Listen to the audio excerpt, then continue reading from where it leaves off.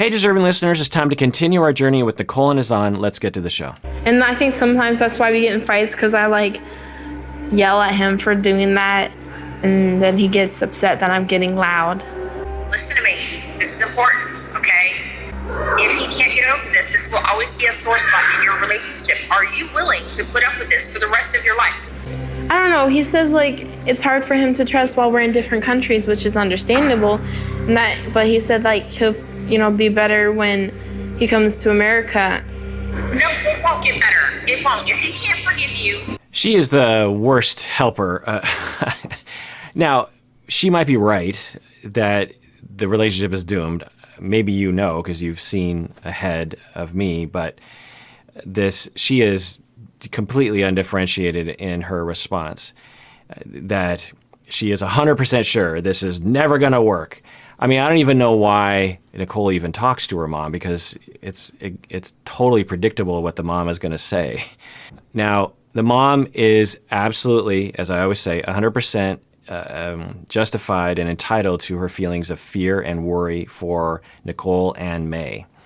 And she's also entitled to her opinions that she doesn't believe that Azan is a good candidate for a son-in-law. That's fine. She can have that viewpoint.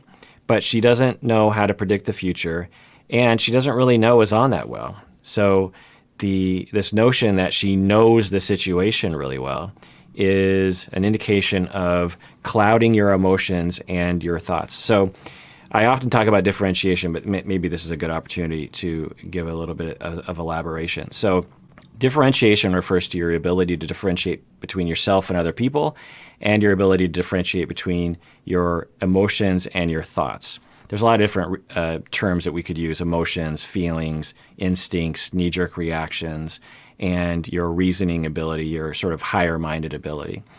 So for the mom, she, like I said, probably feels fear for her daughter and her granddaughter. She's like, I don't know this guy. There's a lot of unknowns here. And it would be so much easier for my anxiety if Nicole just never dated anybody. But the fact that she's dating some guy I've never met, I don't know very well, lives in another country, and I'm hearing some concerning things, my anxiety is going up. I'm afraid. I'm afraid for my daughter. I'm afraid for my granddaughter. I'm afraid for our family. And I feel fear. Okay.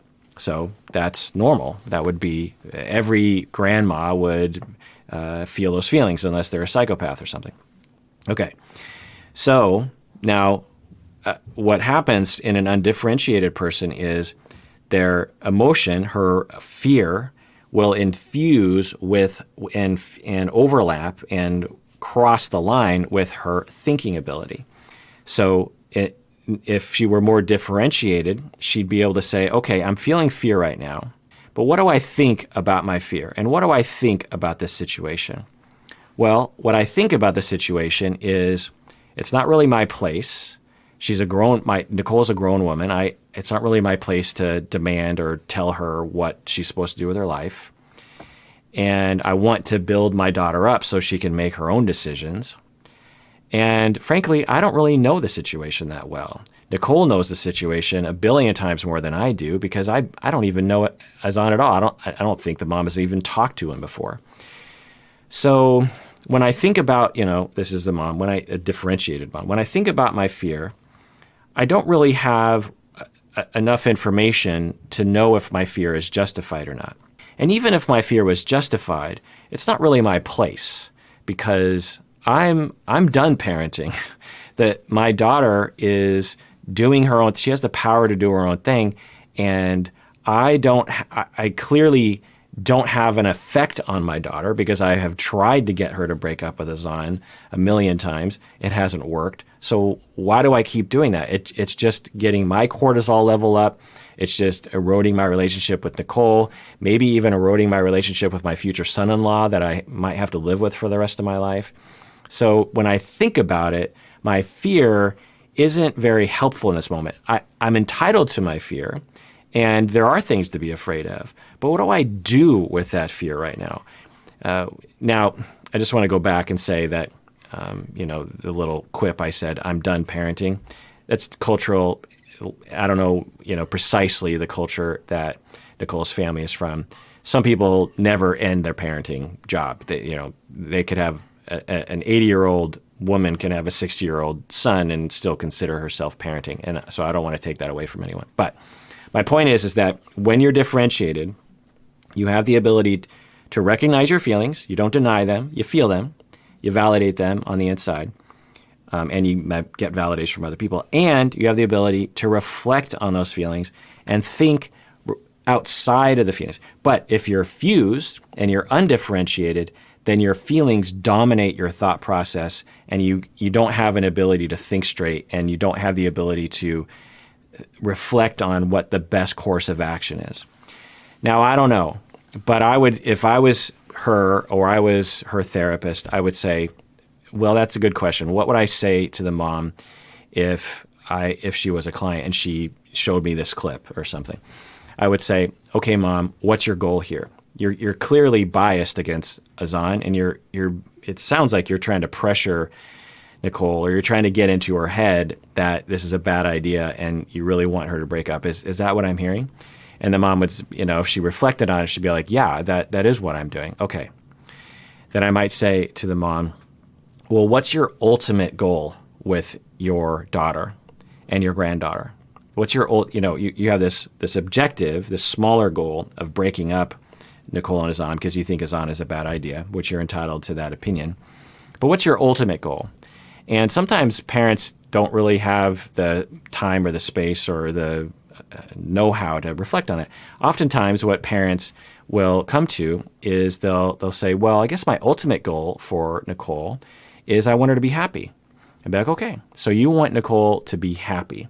Well, do you know how to make Nicole happy? Or is it right that you should be the dictator of Nicole's happiness? Or is it better to help guide Nicole and help Nicole develop a sense of self so that she can decide what's best for her and make her own life happy so that you don't have to dictate everything for Nicole? Would it be better if you helped Nicole learn how to make herself happy and learn how to make good decisions? Would that be better? Most moms in this situation say, yeah, I would love if my daughter made better choices. Then I would say, okay, so you have this worry about Azan and your solution is to get rid of him. But your ultimate goal is likely to be hindered by that because you are taking away the opportunity for Nicole to learn from her mistakes.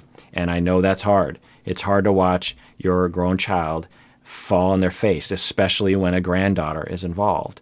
But if Nicole is going to learn how to make her own decisions, if she's going to grow up, then maybe letting her make those mistakes is a part of your ultimate goal.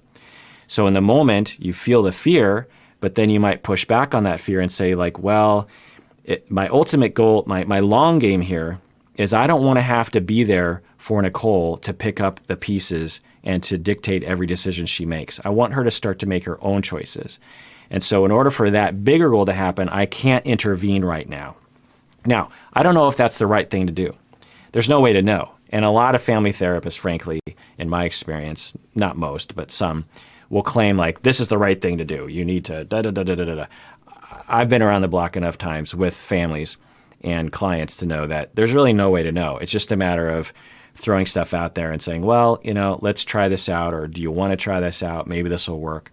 But the approach that I have often does work, by the way, in terms of helping the grown adult to not be dependent anymore, not be a bad decision maker, not be childish in the way one makes decisions. And so that would be the thing I'd throw out there. Anyway, let's get back to it. Let's rewind it a little bit because I really want to have everyone take notice of how quick she was to undifferentiate her feelings from her thinking process. Listen to me. This is important, okay? If he can't get over this, this will always be a sore spot in your relationship. Are you willing to put up with this for the rest of your life? No, it won't get better. It won't. If he can't forgive you long distance, he is certainly not going to trust you in America unless he can keep his eyes on you. And is that really the way you want to live your life? Is him always looking to make sure you're not cheating on him? At this point, after spending all this time with him, are you still talking about doing the visa? We're still talking, and so there's nothing wrong with being afraid, and there's nothing wrong with worrying about an outcome that is going to happen. And maybe that outcome does happen. Maybe you know that outcome happens because you've actually seen ahead of me. But if you're trying to help your grown daughter differentiate, make her own decisions, then you have to be able to, one, differentiate between your feelings and your thoughts so that you can think through a situation. And you need to be able to differentiate between you and someone else. So when you're undifferentiated in this way, you're also undifferentiated between you and other people. And I'm guessing for the mom right now, she is feeling as though she is the same as Nicole, that there isn't a boundary between mom and Nicole. And so she feels as though she's entitled to get inside Nicole's head and tell her what to do.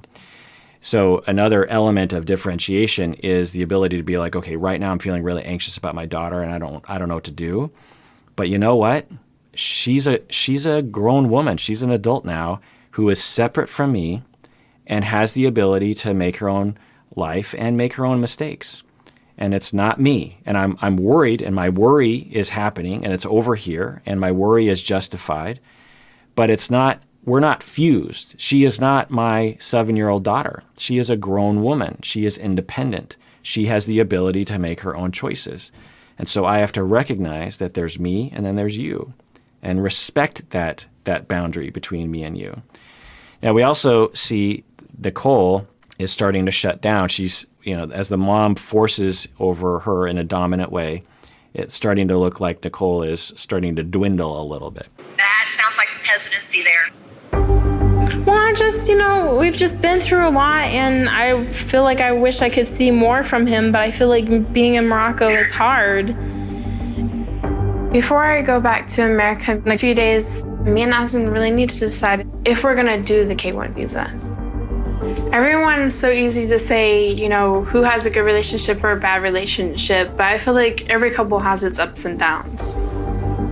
It's true, and it's up to the two of them to decide. Now, we as an audience might have an opinion as to whether or not they should be together or not, but it is up to them. And none of us know what it's really like to be in that relationship. We've only been shown a very small snippet here and there of what their relationship is like. So, and as a couples therapist, even when I would treat people, I would not know whether or not it would be a good idea to be in a relationship. That is a very personal decision. Well, I guess we'll just have to see. And by the way, I have worked with clients for years on that very question, whether or not they should continue with a relationship with someone, or whether or not they should get back together after a divorce, or whether or not they should stay in a relationship after infidelity. It's not an easy question to answer. I've worked with clients, it's actually a bit of a specialty of mine, to talk, just exploring that single question. That's like the only question that they really are wanting to explore is, should I stay or should I go? And it is not an easy thing to answer. It takes a long time to figure it out usually. So I'm not saying it's an easy decision. All right, well, that does it for that episode of Psychology in Seattle. Thanks for joining me out there. Please take care of yourself because you deserve it. You really, really do.